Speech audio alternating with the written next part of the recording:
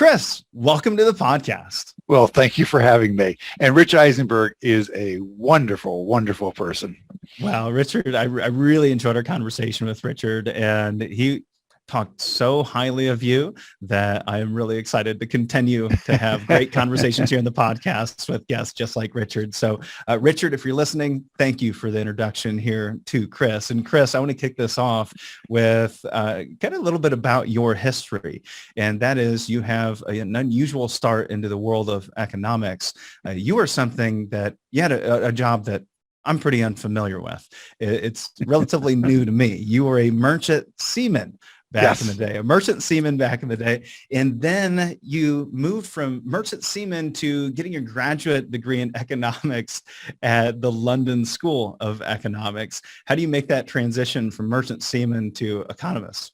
Okay. So yeah, like many people, the career path was circuitous, right? We probably all know somebody who 1 or 2 years at year one, they knew they wanted to be a lawyer when they grew up, or they knew they wanted to be a doctor when they grew up. But most of us, we're trying to figure this career thing out. We know what a job is, but what's a career? Graduated from college, didn't know what I wanted to do. And so I became a merchant seaman for 4 years. And I worked at that time. My first voyage was 7 months. And that was a Europe, Middle East run. So we go to Rotterdam, Bremerhaven, Genoa, Piraeus in Greece, down to Dubai, Daman, Saudi Arabia, turn around, go back the other way, and just go back and forth. And typically you would work for 6 months. And once it was on a container ship, and all the other ships were oil tankers. And got through the Suez Canal, the Panama Canal, and you work 7 days a week. And you get a lot of overtime, so the weekends are overtime. And there's nothing else to do on a ship but work. And so I just saved my money. And then when I would go ashore, I would get a job, and I would spend everything that I made from that job. So one time it was, bartending or helping out a professor or whatever it is that I was doing, that money was spent. But what I earned at sea, I kept in my savings account. And then after 4 years decided, and 2 friends were going to London. One was going to work at a hospital. One was going to the London School of Economics. So I decided to join. Now, to even make the route slightly less, more of jagged, I didn't get my degree in economics, I got my degree in sociology. So I have a master's in sociology. But while I was in the London School of Economics, I really became interested in economics. It's the economic environment. You're at the Commonwealth. All these nations were represented there. Decided I wanted to become a journalist. Moved to New York, and it took me a year of pounding the pavement to break into it because I had no experience, I had no background, but I did finally break into journalism, and I ended up at Businessweek magazine, and then worked for Businessweek in New York, and I had this public radio show on the weekends called Sound Money. It was a personal finance show, nationally syndicated. And then I decided to move to the Twin Cities, do more public radio, do more public television, and I continued to write for Businessweek until I think it was 2017. But being a merchant seaman prepares you for a lot, and I love my career in journalism. It's been an exciting career for me. Yeah. Well, and I would think that those travels, being a merchant seaman, doing that and traveling all over the world for 4 years, even going to school in London, then coming back to the U.S., that global experience must provide you a different perspective on the global economy. Well, absolutely did. And it helped me as my career evolved, as I became an economics journalist and studying economics. And, if you think about the major themes of the past 30, 40 years, globalization. I mean, globalization is one of the big ones. Aging of the population is another theme. Saving for retirement has been another theme. So I think you're right. I mean, and I grew up I never been able to answer the question, where did I grow up? Because my dad was in the Navy and then shipping. So we moved every 2 or 3 years, and we lived in Guam, we lived in Germany, we lived in California, mostly the New York, Washington corridor, up and down the New York, Washington corridor, but lived in Ohio. So we were always moving. Well, and as time went on, you had this strong interest in economics, and most of your coverage was around that area. And then you kind of make this transition where you've written a couple of different books around retirement, happiness, meaning, purpose. Why this interest in those topics? So in journalism, there have been two powerful themes. So if you think on the economic side, the demographics of an aging population has been a major theme in economics. And it's basically been, this is terrible. We're just going to have too many old people supported by too many young people. And then on the personal finance side, as you well know, it's all been about saving for retirement and how so many people haven't saved enough for the retirement and their standard of living is going to fall. And they're really going to have a hard time. And at some point, I just had a fundamental rebellion to this, and I started doing a lot of research, and it turned out that there was a lot of economic research scattered, much of it out of Europe, that sort of had a much more positive view about an aging population, taking into account that we're healthier, we're better educated, doing work is easier. It's one thing to be working later in life if it's a coal mine, but it's another thing if you're working in a medical diagnostics office or if you're working in the back office of a mutual fund company. And then on the personal finance side, there was a growing recognition about the economic impact on household budgets of just working 1 year longer, 2 years longer, and not just the effect of the income coming in, but what that might mean for Social Security and how important Social Security is to people's living standards. So I got really intrigued by this, started to call around people and decided, I think this is a story to put out there. And that's been a theme of mine now for, Unretirement was published in 2014. So it's really been a theme of mine since about 2010, 2012. And then I get to people like Rich Eisenberg and Carrie Hannon. And there's essentially this ecosystem of scholars, think tank people, journalists who are deeply involved in this rethinking, reimagining aging and the portfolio of activities and a shift from retirement being full-time leisure, full stop, that's it, you're out of the workforce, to more of a portfolio activities and thinking more about your next chapter, your next stage, as opposed to driving off into the sunset. Mm-hmm. And a lot of your work, which I find fascinating, circles around demographics. However, this isn't something that we see in the media on a regular basis. What we see when we turn on TV is this is what's happening with unemployment, inflation, interest rates, earnings. And yet, are you saying that demographics are the biggest driver? Are demographics the biggest driver of the economy? And we kind of let these other things get in the way of a better view of the economy? Well, I think demographics is one of the major forces that is shaping our economy, both and particularly when you think about the longer term, because the population is aging. I mean, there's one demographic number that I think everybody should know, which is that in 2034, the Census Bureau predicts that there'll be more people 65 years and older than 18 and under for the first time in U.S. history. And that is not a momentary shift. That is a fundamental shift in our economy. And the workforce is aging. The average age of the workforce is going up. And the birth rate is very low. So this is a real shift in our economy. And the reason why I think it's so fundamental to the sort of long-term economic health is that this is going to affect housing, transportation, our healthcare system, the way we work, the way that employers think about their workforce. And, one image that I always like to hold, and I think it's happening right now, and I think it's going to happen more and more, that when senior management's walking by a worker with white hair like I have, instead of thinking, I wonder when that person's going to retire, they're going to be thinking, how can I keep that person's skill, knowledge, experience on my payroll? What do I have to do to keep this person? Now, that's a fundamental shift in our economy. It's a fundamental shift in the way that we think about getting older, the way that we think about experience. And that's why I think it is one of the major drivers. It's like globalization, climate change, the demographics of an aging population. These are like the three fundamental forces that are affecting our economy.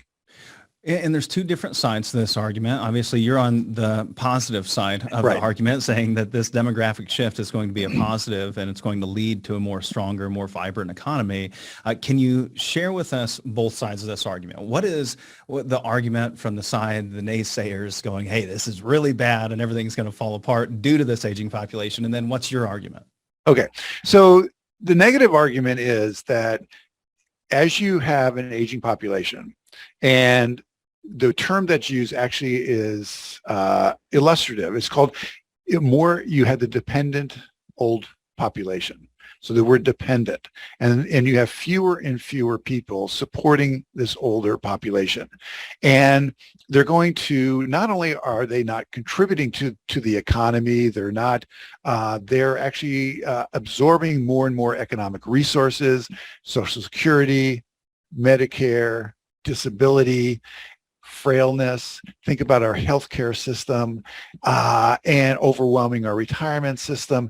And there's almost an attitude out there that we can't afford to grow old, that it's so expensive. They're just going to be, and it's an economy where getting older is, it's like everybody's on a walker, or everybody's in a wheelchair, and they're frail. They're physically impaired, they're mentally impaired, and there's so many of them that it's just going to drag down our economy, and that younger people are going to be working hard to try and support this infrastructure that's been built up to try and provide a decent standard of living for people in their elder years, and it's just not going to, the numbers don't work. The math doesn't work.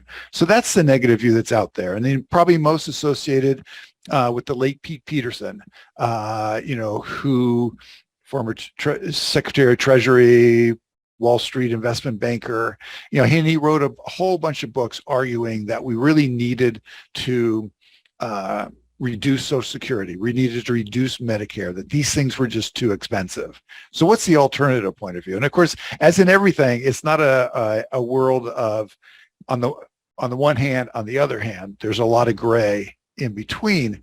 But what the other point of view says is, look, we're living longer and we're healthier on average. We are definitely better educated on average. And there are fundamental changes in the economy. Essentially, you can use the jargon term. It's an economy that's dominated by information technology, the office work. It's less an economy of people using their muscles and more an economy of people using their brains, and also an environment where they're more protected from, storms and the winds, if you think about, having to be doing all your work outside. So it's a less physically demanding economy. And that people are living longer, which a way is to think about now it's actually really an opportunity to have another stage, another career. And someone graduating from college. So we're having this conversation early June. So people who have just graduated from college in late May, early June, they can reasonably think about having a career of 50 to 60 years. Now, if you're going to have a career of 50 or 60 years, you can go, oh dear. Or you can say, you know what that means? It means I can have multiple careers. It means I can have multiple opportunities. It means that I may do this for 10 years, and then I may try something else for another 10 years. And then I may decide to be self-employed. Maybe I go to work for the government. Maybe I go work in the private sector.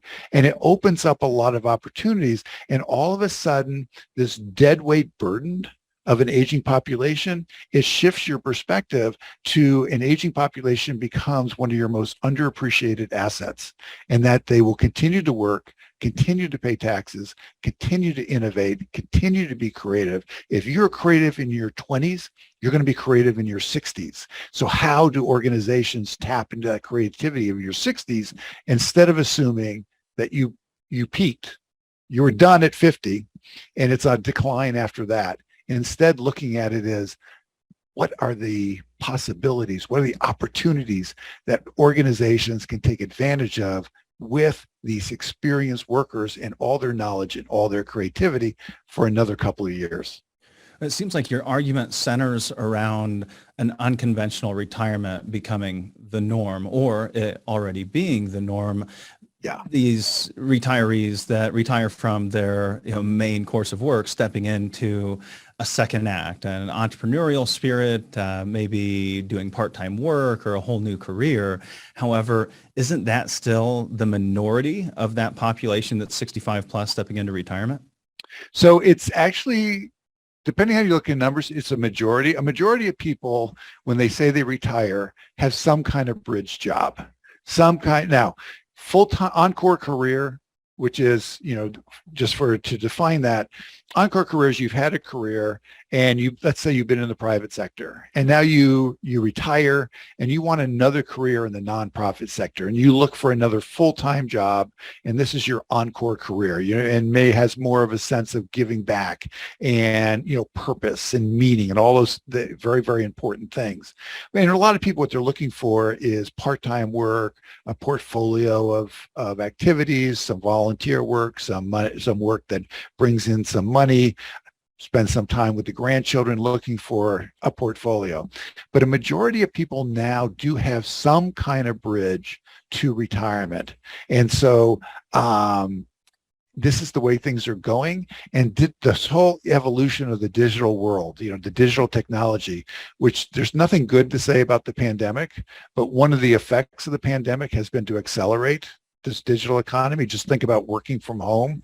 Well, all of a sudden, for the experienced worker, remote work opens up some real possibilities to people who no longer want to commute, or perhaps it's just difficult for them to commute, but they still want to be working and they can work from home remotely, perhaps part-time. So again, there are real positive reasons why people want to continue to work, but there's also a negative reason, which is that many people haven't saved that much money for their retirement. I mean, they just haven't. And it's not necessarily their fault. In fact, I don't think it is their fault. For people who have families, here's the news. Kids are expensive. They're really expensive. So the notion that you can save 20% of your income while you're raising kids, for many families, that's just impossible, right? But when the kids are gone and they're launched on their own career, they're launched on their own lives, well, all of a sudden saving 20% of your income while you're continuing to work is a very realistic possibility. And what the research shows is that working longer, it means you can delay tapping the Social Security, which is probably the biggest boost to your standard of living or supporting your standard of living. You can delay tapping into your retirement savings. And you have to live off of your retirement savings for a shorter period of time. And that's why work can really make a big difference to people, while at the same time, the reason why I call my book Purpose and a Paycheck is you just don't want to do any job. You want to try and do something where you make a difference. Well, I want to, before we move on to that specifically, I want to understand the demographics a little bit better and what's actually happening. You've written, and it's been said that over the last 25 years, the number of businesses started by those in their 50s and 60s has nearly doubled. So we have more 50 and 60-year-olds starting businesses than ever before. But I question if that is really a factor of a shift in the definition of retirement and what's actually happening, or is it really just because there's twice as many people in that age group today? Oh, okay. So some of it does reflect an increased size of the age group. But what it also reflects is it makes a lot of sense. What we've seen for the long term, over the long haul, is if you take self-employment rises with aging, which kind of makes a lot of sense.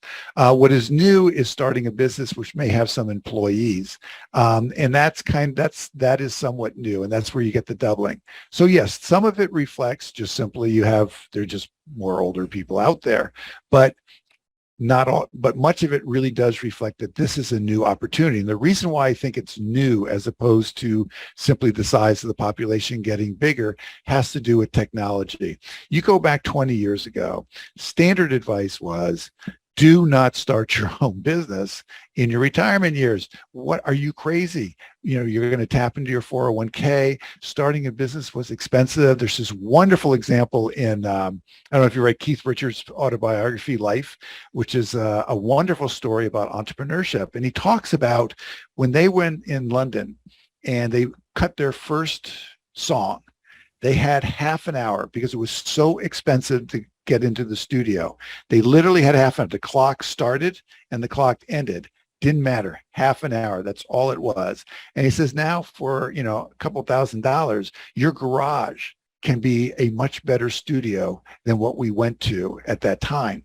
So one of the things that's driving it is your office is the home, or a co-sharing workspace, which are coming back now. Technology makes it cheaper to start your business, makes it cheaper to test your business. And typically businesses are being started by the 50 plus for $2,000 and less or less.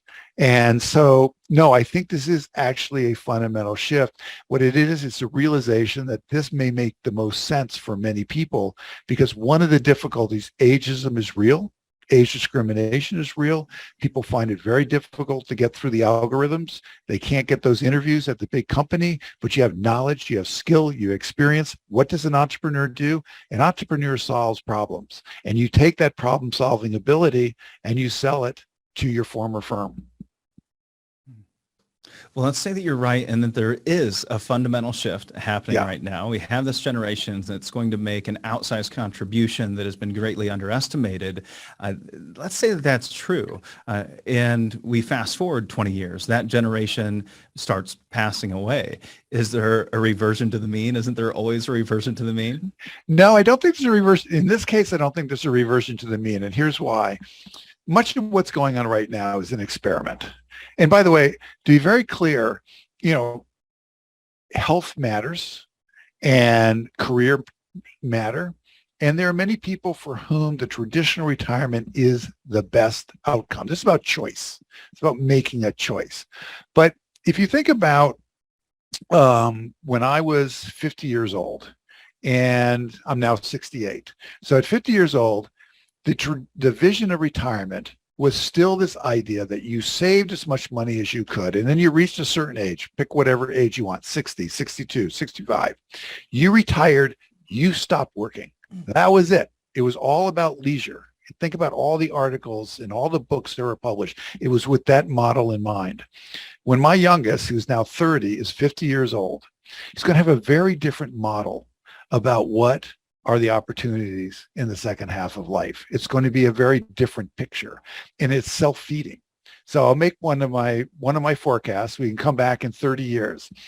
But I think that this is absolutely true, that in 30 years, right now, if you walk onto a college campus, it's dominated by young people. They're the undergraduates, and then among the graduate students, okay, so they're in their mid-20s to early 30s. In 30 years, when you walk on a college campus, there's going to be an age range from 18-year-olds to 70-year-olds. And no one group is going to dominate, and they're all there to get the kind of education, the additional skills, the knowledge that they need to try their next career, to try their next opportunity, to boost their career going forward. That's the kind of change. Now, if that's the institutional environment that you're in, then it is a reversion to mean. It's about a very different vision. And we've seen this happen before. Before this, World War II. So we're back in 1900, or before we go before that. Let's go 1900, 1920, 1930. What was the vision of retirement? Well, you pretty much worked until you died. I mean, there was retirement, but you didn't live very long after that. Now you go to the post-World War II period, and you had Social Security, Medicare. Big companies offered their employees defined benefit pension plans, the traditional pension.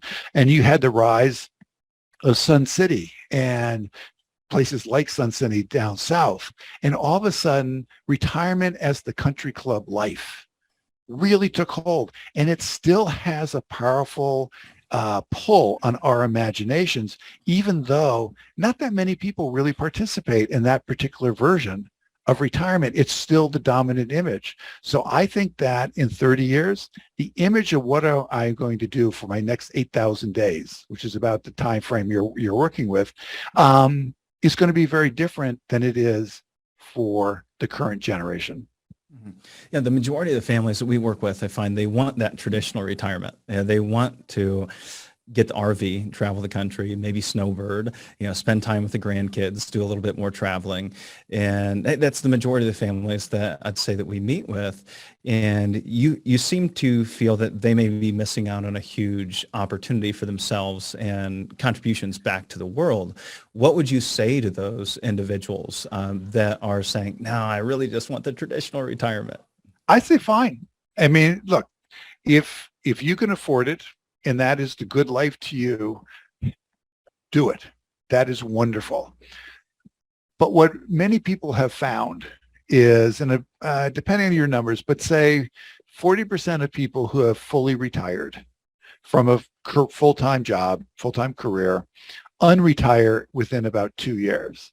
And a lot of it, part of it is money, but what the surveys show is you do exactly what you're talking about. But then there's that sort of sense of, what's my purpose? Mm-hmm. Now, for some people, the life that you described, that's it. That is their purpose. This is what they want to live. This is good. This is what they worked for. Great. But for many other people, it's, one of the difficulties with aging is being lonely. And the thing about work is that it's a community. And people care whether you show up. There's people you gossip with. There's people you like. There's people you don't like. It's a community. You work with diverse groups, all different kind of ages. And so many people unretire after they had sort of fun and they travel and they do these things. And then they realize, it'd be nice to be doing something where I feel like I have a schedule. I'm getting up in the morning and I'm doing something that I believe in, and volunteer work is good. But, if I show up or I don't show up, they don't really care that much. But when someone is paying you money, they actually care whether you show up. And this is why I think it's so important to emphasize that when people do go back to work or do decide that they want to continue to work, in most cases, it's not, hey, I need a job. It's, yeah, I want a job. I want to get paid. I want to have a community, but I want to be doing something that I believe in. So it's not a judgment on the people who want the more traditional life. That's fine. That is good. But what the battle is about is opening up opportunities for people who want to continue to work. And for so long, the workplace said, hey, 60, you got nothing to offer to us. You're in decline. You're mentally not as competent as you used to be. You're not as creative as you used to be. Please retire. And yet they weren't ready to retire. They didn't want to retire, and they were creative. And so this is about creating choice for people. And it's a movement, a grassroots movement to create choice. And what do you say to those individuals that are currently in a position, they're collecting a paycheck, they don't feel a sense of purpose, and they want to make a transition into retirement, or they sense that it's about time that they make a move or make a transition into an unretirement, but they're not really sure how to do that? What kind of process or exercises or steps could they go through prior to stepping into that next stage to make sure that they land on purpose and a paycheck? Okay, so a couple things. And by the way, that's most people, right? And because you're hard at work, you're doing your job, you got your friends, you have family, you have things that you want to be doing. So there's a couple things you can do. One is, hopefully plan ahead like 5 years before you think you might retire. But, the reality is a lot of us, that planning ahead is a little bit difficult. Maybe you just retire and then you're going to start the process then. That's fine. But you want to do a couple things. One, what is your most valuable asset? Your most valuable asset is not your 401k or 403b. Your most valuable asset is the network of friends and colleagues and people that you have become close to over the years. We'll call it your network. A lot of people don't like that term because it has certain connotations, but let's just call it your network. So this is your network. And the thing about your network is they know you. They know what you're able to do. And so what your network can do is two things for you. Talk to your network and say, what do you think I'm good at? Because one of the real exercises that you want to go through is figure out what are your skills, not what's your job title, not what did you do in the organization that you're in, but what are your skills and what are you good at doing? And what are your friends or your colleagues or your network? What do they think you're good at doing? And then you want to spend some time doing some introspection. And, a lot of us don't do a whole lot of introspection. Life is busy. But, thinking, one way, a technique of helping on the introspection is just do a 5-minute diary a day. Random thoughts about what it is you think you might want to be doing in your next stage of life. And this is 5 minutes. Nobody's ever going to read it. So whether it's ungrammatical or it makes no sense or just reads stupid, doesn't matter. You take 5 minutes just to write down what you think you might want to be doing. And then, so that's your introspection side. And then you also have to think about, as part of this introspection, not only what would you say yes to, but what will you say no to? And I learned this from entrepreneurs that I've interviewed. And so many entrepreneurs have told me that one of the most important skills that they've learned is when to say no. And if you think about starting a new career or part-time job or flexible job or whatever it is, self-employment, you're really having an entrepreneurial mindset. So it's like not only what it is you want to do, but what it is you don't want to do. And then here's the thing. And then the other thing is talk to people who are doing what you think you want to do. And you know what? People will talk to you. 96% of people will talk to you. You probably will come across one person who will say, I don't have time, because you're just doing informational interviews. And you're saying, I have this image about what you're doing, and I think I'd like to do that, but tell me what's it like? What was it really like? And so this is part of your research. And this years ago, a person came up to me and said, what did I think? They were thinking about becoming, they wanted to own a fourplex and they wanted to become a landlord. I said, nothing wrong with fourplex, nothing wrong with the landlord. You have the finances to do it. But have you talked to any landlords? Well, no. Well, I said, go talk to landlords. Go to the landlord meetings. There's landlord meetings every month. And they'll tell you about what's good about being a landlord. They'll tell you what's bad about being a landlord. They'll tell you about the mistakes that they made being a landlord. They'll tell you about the things that they wish they had done. They'll tell you about the things that they did that really worked out well. And that's part of your research, because do you really want to be a landlord? It's not a question. You have the finances, but is this what you really want to live as your life? And you're just going to spend this money and become a landlord without doing your research? And then here's the final thing, your network. You're back to your network. The research shows that 50% of all jobs come from a referral. I don't have any research behind it, but I think for experienced workers, older people, it's much higher. Your network is going to give you the opening. Hey, you should talk to so-and-so. You should talk to so-and-so. That's how you're going to then, once you kind of have a sense of where you want to go, your network is going to help you get that job. Yeah, it seems like what you're saying, a lot of folks are quitting their job because they don't like certain aspects of it, right? There's certain aspects that they love, they excel at, they could do for hours on end and lose track of time. And then there's other elements that they dread, so much so that they step into retirement or they sell their business as an entrepreneur. And I see this a lot with entrepreneurs that they're doing everything. And if they could just eliminate the things that they don't like and just focus on those that they really love, they could continue to work into their 70s or 80s or 90s. They would never actually quit that job if they loved what they were doing every day. And one of my coaches says the best way to beat our competition is to outlive them. Now, a lot of that has to do with longevity and creating longevity so that we can work longer. However, it also has a lot to do with good planning around doing the things that we love to do every day. And if this generation of retirees can really isolate the things that they love about their job and recreate that, now it's not about beating their competition. Maybe it is and they're an entrepreneur, but maybe it's actually more about them being able to be financially stable for the rest of their lives as well. They're going to beat the other retirees because they're not actually going to retire when they thought they'd retire. Yeah. And let me just throw in one other thing about this. You mentioned the longevity. One of the things longevity is a gift, and you're nearing retirement and you're thinking about what do you want to do next? And it may be what do you want to do next, as you're describing earlier, buy the RV and just travel around the country. Or it may be that you want to do some part-time work or go to work for a nonprofit. But one of the things is you do have knowledge, you have experience, you have skill. So how do you take that knowledge, that experience, that skill, and help the younger generation?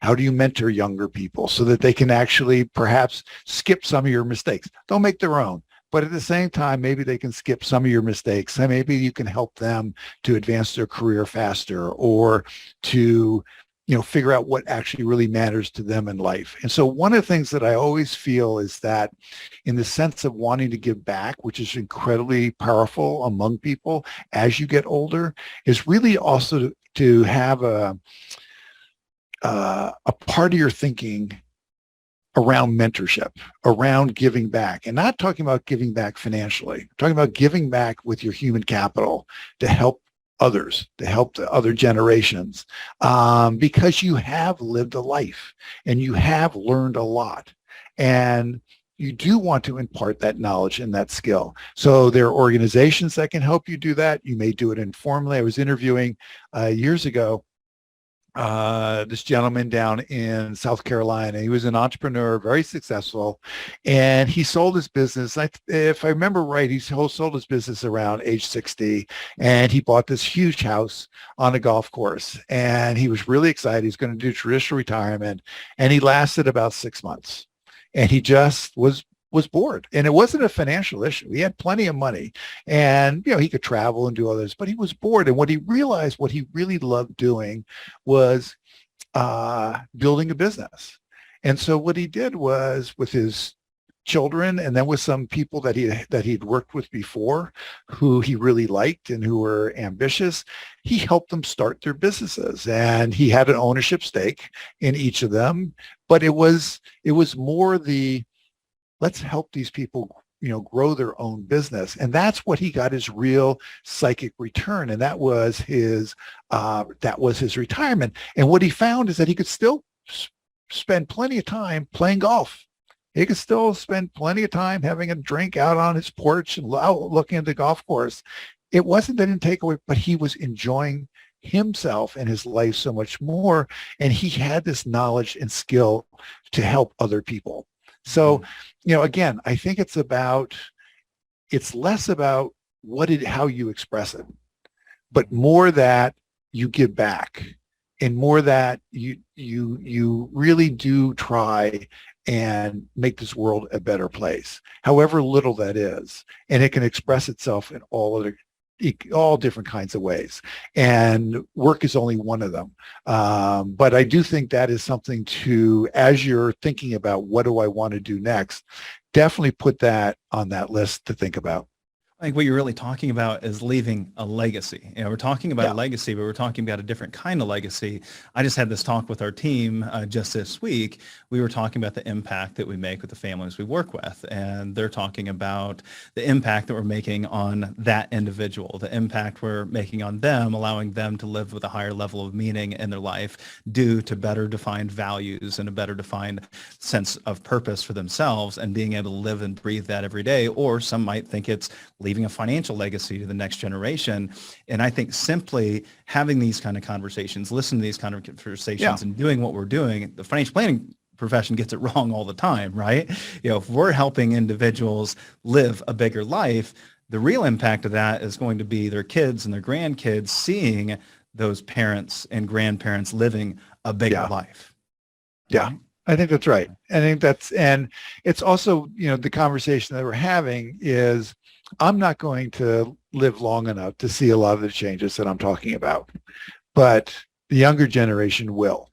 And this is why I think that the younger generation really has a big stake in things like fighting ageism, fighting age discrimination. I think one of the things that came out of the pandemic is a greater empathy, a genuine empathy between younger generations and the older generations, because the younger generations really saw what social isolation and loneliness could be. And they were also dealing with their own social isolation and loneliness. They were going to college and looking for that period of time. And all of a sudden, they're having to stay in a dorm, or they're having to go to their parents' basement. And so I do think that the whole conversation that we're having, that it is an older generation right now is kind of experimenting and struggling and kind of trying to figure this out. But I really think it's the younger generation that has the real stake in this outcome. And also has a real stake in a healthy economy, and has a real stake in people working longer and continuing to contribute to this economy. And there's always this image that if people are working longer, that means that the promotion opportunities aren't there, right? They're holding everybody back. But the reality is most people leave their current employment or they try and do something different. They're not holding back the younger generation. It's the pie is growing. The whole pie is growing. It's not a zero-sum game. And so this legacy is a really important idea. And on the family level, it's an important conversation to have. But on a societal level, I do think that if there's a gift of longevity, this is part of the gift of longevity. You have time to impart, whether it's wisdom or the hard knocks or whatever you want to call it, you have that opportunity. Yeah, I think you have more action items and insights into this area of legacy because you recently wrote an article in the Star Tribune about leaving a legacy, but leaving a bigger legacy, not a financial legacy, not something around wills and trusts. In what ways can we lend to the next generation, or what kind of things can we do that can enhance the non-financial aspects of that legacy?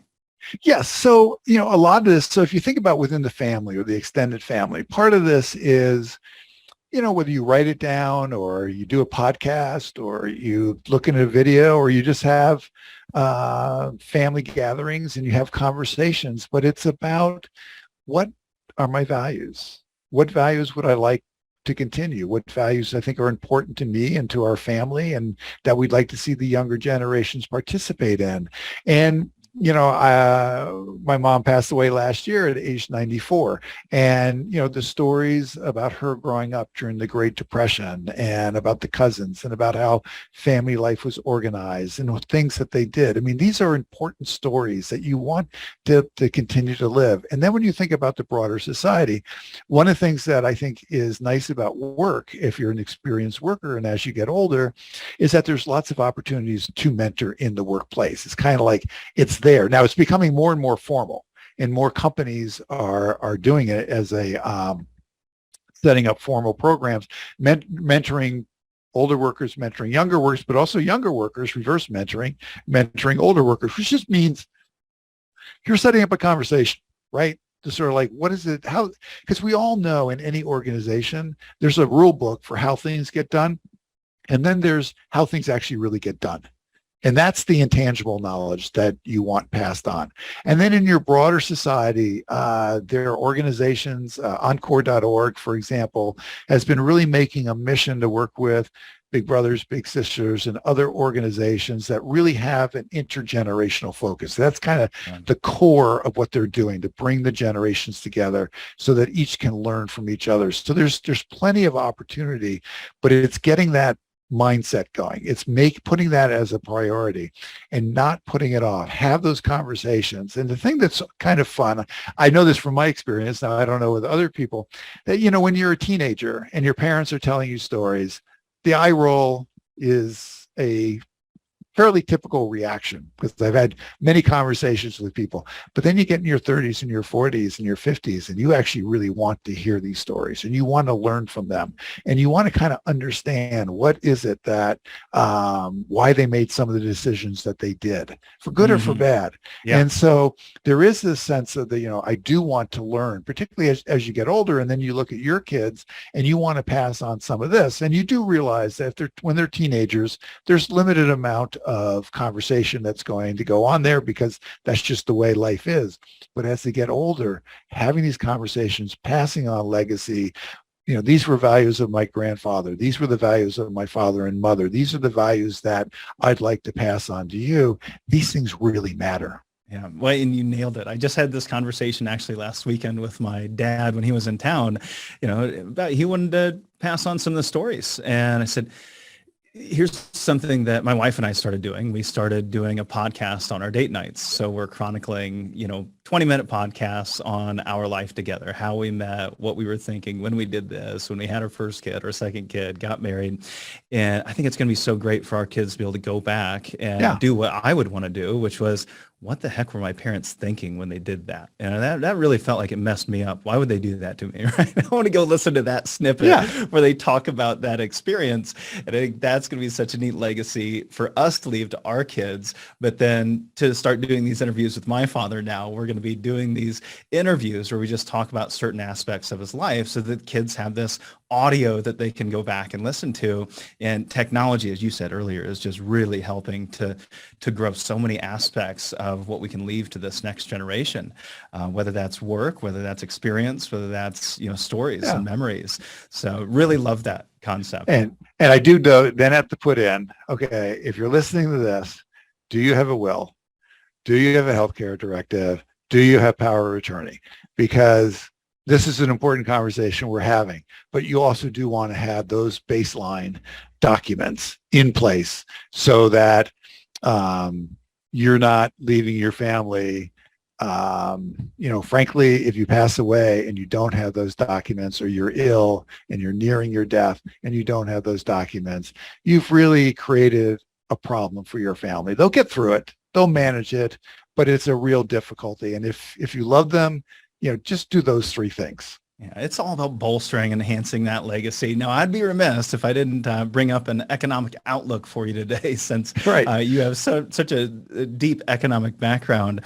And I wanted to go back to a book you wrote. In 2004, you wrote a book called Deflation, What Happens When Prices Fall. And in that, you talk about it being part of a natural economic cycle. And many may not remember, but we did experience deflation in 2007, 2008. And so you were right on the nose. Now, if you were to write a book called Inflation, what would that highlight, and what do retirees need to keep in mind? So there are a couple things. One is, and I think you probably have read a lot of articles or had people have conversations who lived through the 1970s, early 1980s, when you had this high and rising inflation. And now we're going through another bout of high and rising inflation, 4-decade high. And I think there's a really fundamental difference between these two periods. And the fundamental difference is, back in the 70s and early 80s, many people believed we didn't know how to get inflation under control. And there was a book by John Goldthorpe, and I can't remember the title, but the theme was inflation is the disease of democracy. And Arthur Burns gave a famous talk when he said, he was a former Federal Reserve Board chairman, and he gave a famous talk in Switzerland where he said, we can't get inflation below 10%. We just can't. Take a look now at the discussion that's happening. There's a great deal of confidence that we can bring inflation down. The real question is, how bad does the economy have to get in order to accomplish that? So it's a very different mindset. And I think the reason why it's a very different mindset are just some of the trends that we talked about earlier, but it's about technology and how technology does drive down costs. It is about globalization. And yes, globalization is going through a rethinking with the Russian invasion of Ukraine, the isolation of Russia, the US and China, and that difficult relationship. But nonetheless, when you look at what are companies actually doing, they had more like a supply chain in China, and then they had their various outlets. And now what they're saying is, no, we still have to have an exposure to China, but we also have someplace else in Asia, maybe Vietnam. We're going to have some exposure in Europe, we're going to have exposure in North America, which might be the United States, might be Canada, might be Mexico, and something down in Latin America. So there's a rethinking about globalization, but globalization isn't disappearing. And then you look at the actions of central bankers. The term that you probably talk to your clients about, regime change. Central bankers everywhere are tightening. And this is a fundamental shift in their outlook. And they're going to combat inflation. They're going to bring inflation down. And I think you can have a great deal of confidence that inflation is going to come down. The worry, which is what's rallying the markets right now, is how bad does the economy get? Does the Federal Reserve, just looking at the U.S., does the Federal Reserve manage to bring down the inflation rate without tanking the economy? There's a lot of skepticism about it. But again, you're dealing with forecasts, and forecasts, there's a great deal of uncertainty. There's not certainty. So it's a nerve-wracking time. Inflation is high. Inflation definitely hurts retirees. And I love I-bonds, which are sold by the United States Treasury, which is a great inflation-protected security that people can put some money into. Not much, but they can put up to $10,000 a year. Yeah. Well, I was going to ask you, my next question is, well, what are you doing about it? So I guess we've got a little snippet of what you are actually going to be doing about it for yourself. You know, one of the things that I wanted to wrap up today with was something unique. We've never done this before, and okay. I have some questions. I like here. I like being part of an experiment. We're going to be spontaneous. Okay. We have every week, prior to bringing our guest on, we send an email out to our weekend reading subscribers, those that sign up for a weekly email, 4 articles sent to their inbox, takeaways, etc. We send an email out and say, hey, this guest is coming on. We've got Chris coming on. You know, what kind of questions might you have for this individual? Sometimes we get questions that have a lot to do with, say, unretirement, the softer side of retirement, or economics. And every once in a while, we'll get some questions that are a little bit more general in nature and maybe don't speak directly to our guest's area of expertise entirely. Okay. But I thought, you know what, it might be kind of interesting to see how someone like you might answer some of these questions, and how that might be a little bit different than the way I might answer one of these questions. And if you're not sure what weekend reading is, or you want to get signed up so you have the opportunity to submit questions like this, just text WR, that's WR, to 866-482-9559. So let's go to our first question. We have a question from Linda. Linda says, it's been said you can accumulate $1 million by age 65 by saving a certain amount per month at different age levels, 1 to 60, at an interest rate of 10%. So she says, where can you obtain 10% or close to it? So there are 2 answers to this. In most cases, if someone's offering you 10%, run. Don't walk. Run, because you use your U.S. Treasuries. So what are U.S. Treasuries now? You look at a 10-year Treasury, it's over 3%, right? So that tells you at 10%. So the higher the interest rate, U.S. Treasuries gives you a baseline. So the higher the interest rate, the riskier the security. And for most people, when they're saving for their retirement, 10% is a pretty risky security, right? There is, however, one momentary exception, which I had mentioned, I-bonds. So I-bonds aren't quite 10%, but it's 9%. And the I-bond is a savings bond sold by the U.S. Treasury. There's no commission cost to buying I-bonds. You can only buy up to $10,000 a year, but it's calendar year. And the I-bond has 2 components, an interest rate and then the rate of inflation measured by the consumer price index. And I believe the rate was around 9%, I think, in the most recent. Yeah, a little over that. A little over that. So it lasts for about 6 months, and then it readjusts, always depending on what's happening to the consumer price index. That's what's really driving that. So what I like about the I-bond is it's an inflation hedge. It's just all an I-bond does is it says the dollar that you put into I-bond in 5 years or 10 years when you withdraw that money, and then you pay taxes on it, but it will be worth $1 relative to inflation, because all inflation says is that $1 is going to be worth less in the future. So that is one exception that I would put to my wariness about 10%. I'm very wary about 10%. Well, and that's not long term, right? An I-bond is going to revert to the mean over the long term. And if we look at the long term run of inflation, it's nowhere close to 10%. But today, where can you get 10% that's safe and secure? Well, there's one option that can get you pretty darn close. The way I would often answer this is, when you hear those numbers, 6 to 12% a year, or 10, 12% a year, that is the talking heads of the advisors of the brokers talking about the long-term average of the stock market. We're talking a 100-year average of the Dow Jones Industrial Average over 30-year rolling periods will give us over 10%. However, if we looked at it over 10-year rolling periods, it'd be closer to 6%, right? And they don't talk about the nonlinear nature of those returns, which is, it looks a little bit more like this, risks, right? It's a bit of a roller coaster that we have to ride. Can you get 10%? Sure. You're going to have to take on risk, as you just mentioned, in the majority of cases, or for the majority of the life savings that you've been able to accumulate, there's going to have to be risk taken in order to achieve those rates of return of 10 or 12% per year. And you just have to be aware of that. And I think most end up not getting that because they're not prepared for the volatility. They're not prepared for that downside that inevitably comes. I mean, I can show you portfolios that have averaged 20, 25% a year for over a decade. However, what are they down this year? They might be down 30, 35% this year, right? Right. So you're taking on some risks that some may not be entirely prepared for. Well, let's wrap it up with one final question for our weekend reading subscribers. We've got another question from Sean. Sean wants to retire before the age of 60. So Sean wants to retire before the age of 60. He says, I want to retire before the age of 60. Can you explain or provide some different options of how someone can bridge the gap until taking Social Security?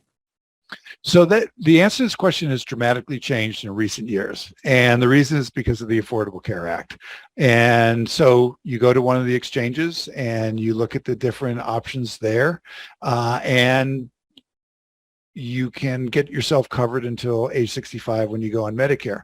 Here's the key thing, though, or what I would add to this is you want to retire at age 60, great. What does that mean? And run the numbers.